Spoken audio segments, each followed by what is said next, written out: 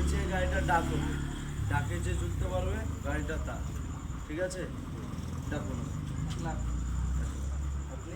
আরে 1.5 লাখ, আপনি 2 লাখ, 2.5 লাখ, 3 লাখ, 3 লাখ, 3.5 লাখ, 4 লাখ, 5 লাখ, 5 লাখ, 5.5 লাখ, এই 6 লাখ, 7 লাখ লাগাও। 8 লাখ, 8 লাখ। 9 লাখ, 10 লাখ। এত গ্যাঞ্জাম কিসের হচ্ছে এখানে তো?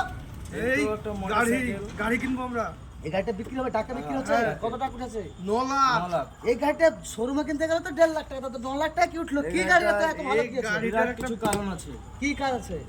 এটাতে যদি অ্যাক্সিডেন্ট হয়, হ্যাঁ। বউ মারা যায়।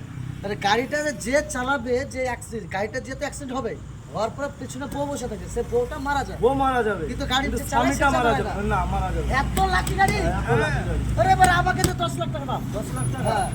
কেউ আরে পারবেন তো না। এই যে গাড়িটা গিনিস বুকে না বলবে। ছেড়ে দিয়েছে আরা, 10 লাখ, গাড়িটা 10 লাখ টাকা আমাদের আমার। শেয়ার পেলো, তাহলে আমাদের, তাহলে share গাড়িটা পেলো আমার। আমাদের। ঠিক যাই আছে। হোক, এই ভিডিওটা আমরা ফানি করার জন্য করলাম। তো প্রত্যেককে বলছি, যদি ভালো লাগে এরকম ধরনের ভিডিও, তো প্রত্যেকে লাইক, শেয়ার, কমেন্ট করবে।